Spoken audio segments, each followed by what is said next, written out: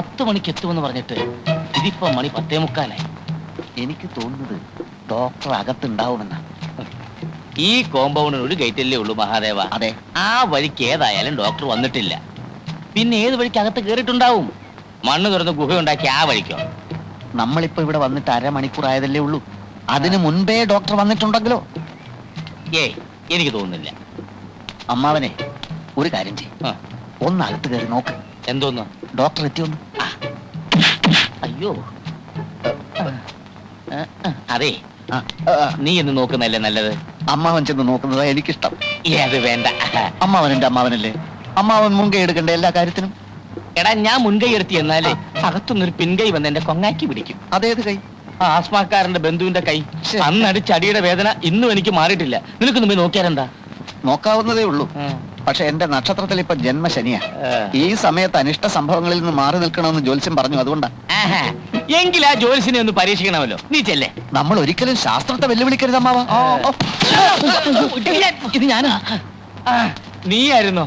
പുതിയ ഡോക്ടർ വന്നോ? വേലായുധാ? ഒരുത്തിനും വന്നില്ല. സാർമാരെന്താ ഇവിടെ ഒളിച്ചു നിൽക്കുന്നേ? ഒളിച്ചതല്ല. ആസ്മാക്കാരന്റെ ബന്ധു അകത്തുണ്ടോ വേലായുധാ? അത് ശരി. അപ്പൊ അവരെ പേടിച്ച് ഒളിച്ചതാണല്ലേ? ആസ്മി ബന്ധുക്കെ ഇന്നലെ പോയി. ഭാഗ്യം. ഇവിടെ ഒരു പാട് കാണുന്നുണ്ടോ? എന്താ? പോകുന്ന പോക്കില് എന്നും തല്ലി. സാരമില്ല.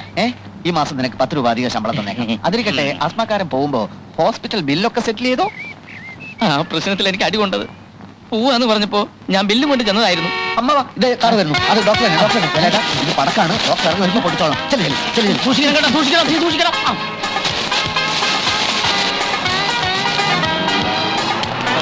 നമസ്കാരം, നമസ്കാരം, നമസ്കാരം.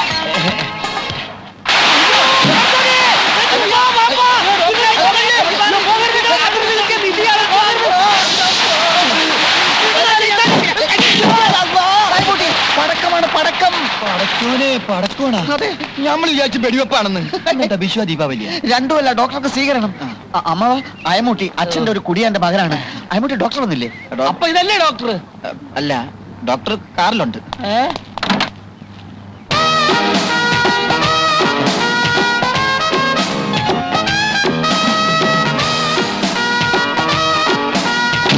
ഇതെന്താ, ആശുപത്രിയോ പൂരപ്പറമ്പോ? ഇത് ആശുപത്രി. പൂരപ്പറമ്പ് 1 കിലോമീറ്റർ ദൂരെയാണ്. അങ്ങോട്ട് പോണോ സാർ?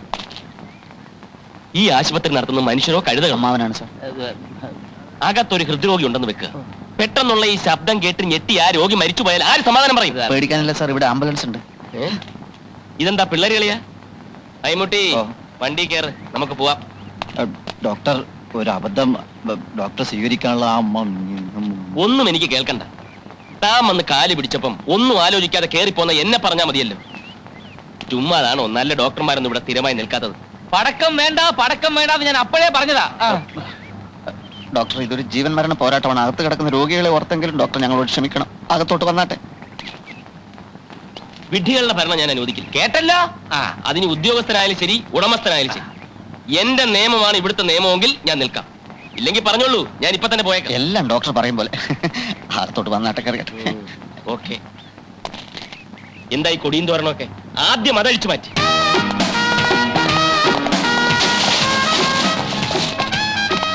അതേ, ക്ഷമിക്കണം. പെട്ടെന്നുള്ള വെപ്രാളത്തിൽ ആളറിയാതെ പറ്റിപ്പോയതാ. അത് കുഴപ്പമൊന്നുമില്ല. അമ്മാവനത് പുത്തിരിയൊന്നുമല്ല.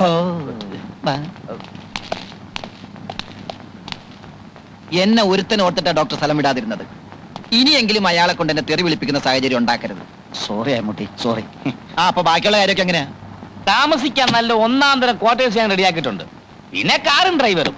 പിന്നെ ശമ്പളം ശകലം കൂടിപ്പോയില്ലേ എന്ന്. അമ്മാവ, തീരുമാനിച്ച് കഴിഞ്ഞ ശമ്പളത്തെ പറ്റി ഇനി ചർച്ച വേണ്ട. ഡോക്ടറുടെ വീട് പണി നടക്കുക. 1 വർഷത്തെ ശമ്പളം അഡ്വാൻസ് ആയിട്ട് കൊടുത്താൽ ഈ സമയത്ത് അങ്ങേക്ക് അതൊരു ആശ്വാസമായിരിക്കും. അല്ല, അങ്ങനെയൊന്നും നിങ്ങൾക്ക് നല്ലതാ. 1 വർഷത്തേക്ക് ഡോക്ടർ അനങ്ങാതെ ഇവിടെ തന്നെ ഇരിക്കുമല്ലോ. 1 or 2 വർഷത്തെ ശമ്പളം വേണേൽ ഒരുമിച്ച് കൊടുക്കാലോ. മഹാദേവ, ഒന്നീ വന്നേ. നടന്നേ. ഇത്രയും വലിയ തുക അഡ്വാൻസ് കൊടുക്കുന്ന പരിപാടി വേണ്ട.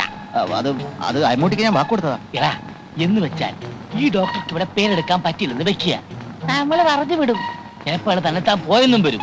രണ്ടായാലും ഇത്രയും തുക നേരത്തെ അഡ്വാൻസ് കൊടുത്താൽ. അല്ലമ്മാവ, മനസ്സിലായി.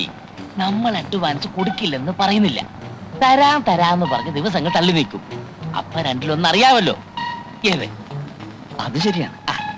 അപ്പൊ നടക്ക്, നമുക്ക് സംസാരിക്കാം.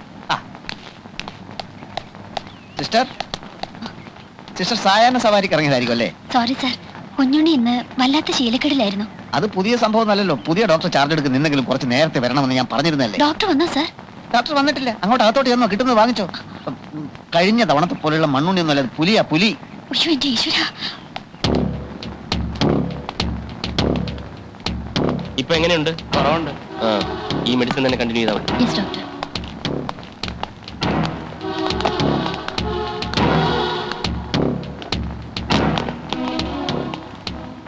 രാവിലത്തെ ഇഞ്ചക്ഷൻ കിട്ടിയില്ല. കിട്ടിയില്ലേ? വൈ? ഇഞ്ചക്ഷൻ ഹെഡ് നഴ്സ് ആണ് കൊടുക്കാറ്. വെർഷി എത്തിയിട്ടില്ല. എത്തിയിട്ടില്ലേ? What you mean? Head nurse ചിലപ്പോൾ വൈകാറുണ്ട് ഡോക്ടർ. ഒരു ഇഞ്ചക്ഷൻ പോലും എടുക്കാൻ അറിയാത്ത നിങ്ങൾ എന്തിനാണ് ഈ വേഷം ഇട്ടുകൊണ്ട് നടക്കുന്നത്? ഇവർക്കാവുമ്പോ എന്തെങ്കിലും നക്കാപ്പിച്ച കാശ് ശമ്പളം കൊടുത്താൽ മതിയല്ലോ. രാത്രി ഉറക്കം എങ്ങനെ ഉണ്ടായിരുന്നു? നേരത്തെ ഉറങ്ങി, പക്ഷെ പുലർച്ചയ്ക്ക് 4 മണിക്ക് ഉണർന്നു. അപ്പൊ ഒരു ചുമ അങ്ങോട്ട് തുടങ്ങി. നഴ്സുമാരെല്ലാം വന്ന് നോക്കിയോ? ഞാൻ ചെന്ന് നോക്കിയപ്പോ എല്ലാവരും ഉറക്കമായിരുന്നു. രാവിലെ പറയാന്ന് കരുതി. നൈറ്റ് ഡ്യൂട്ടി ഞങ്ങൾക്കല്ലായിരുന്നു ഡോക്ടർ. Irresponsible idiots. വന്ന് കിടന്ന് ഉറങ്ങുന്നതിനാണോ നൈറ്റ് ഡ്യൂട്ടി എന്ന് പറയുന്നത്? Good morning doctor.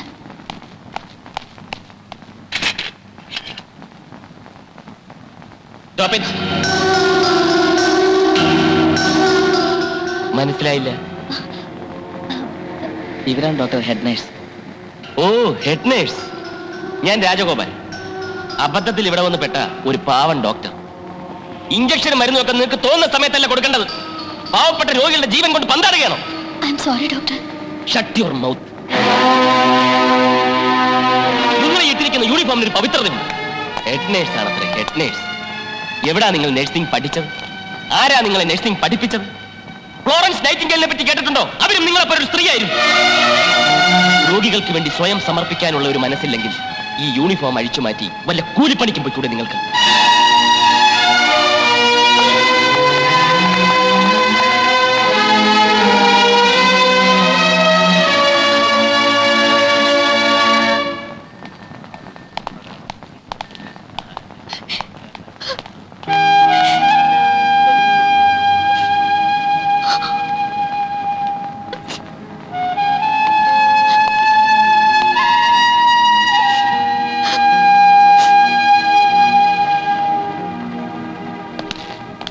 Attender, sir. ആ ഹെഡ് നേഴ്സിനോടൊന്ന് വരാൻ പറയും. ശരി സാർ.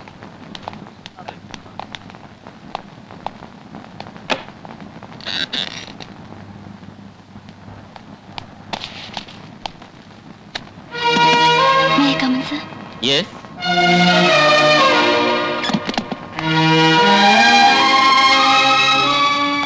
എന്തു പറ്റി? കണ്ണിൽ കരട് പോയോ? ഞാൻ മനഃപൂർവ്വം വൈകിയതല്ല ഡോക്ടർ. പക്ഷെ ഞാൻ മനഃപൂർവ്വം സിസ്റ്ററിനെ വഴക്ക് പറഞ്ഞതാണ്. സിസ്റ്റർ നേരത്തെ വന്നിരുന്നെങ്കിലും ഞാൻ വഴക്ക് പറയുമായിരുന്നു. അപ്പം മറ്റെന്തെങ്കിലും കാരണം ഉണ്ടാക്കുമെന്ന് മാത്രം. സിസ്റ്റർ, ഇതൊരു സ്വകാര്യ ആശുപത്രിയാണ്. ഒരു പുതിയ ഡോക്ടർ ഇവിടെ ചാർജ് എടുത്തിരിക്കുന്നു. അയാൾക്ക് രോഗികളുടെ വിശ്വാസം നേടിയെടുക്കണം. അതിനുള്ള സമയമോ വളരെ കുറച്ചു. രോഗികളോട് സൗമ്യമായി, സ്റ്റാഫിനോട് ക്രൂരമായി അങ്ങനെ പെരുമാറുന്ന ഡോക്ടറോട് രോഗികൾക്ക് വലിയ മതിപ്പാണ്. അതൊരു ചിന്ന മനഃശാസ്ത്രമാണ്. അല്ലാതെ സിസ്റ്റർ ഇച്ചിരി താമസിച്ചു പോയി എന്നുള്ളത് വലിയ കുറ്റമൊന്നുമല്ല. ഞാൻ പ്രായച്ചിത്തം ചെയ്യാം.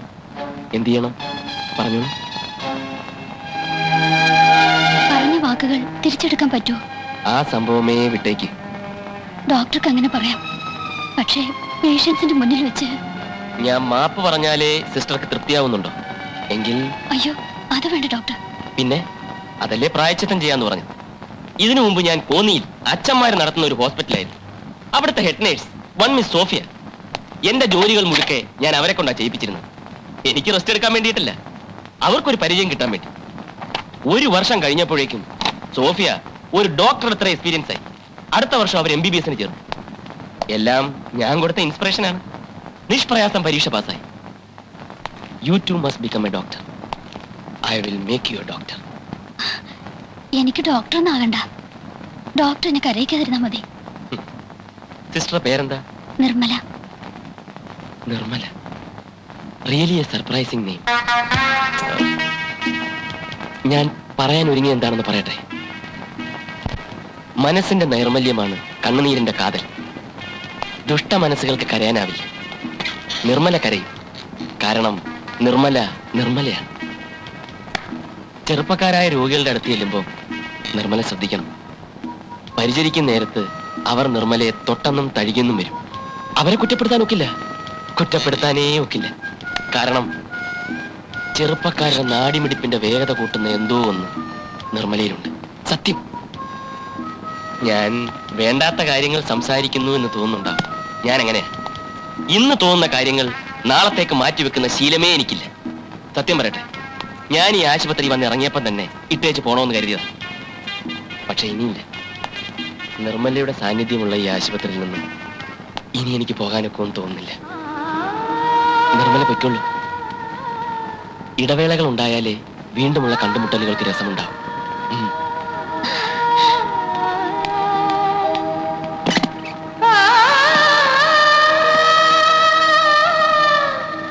ഡോക്ടർ നിർമ്മല ഓർമ്മ വേണം.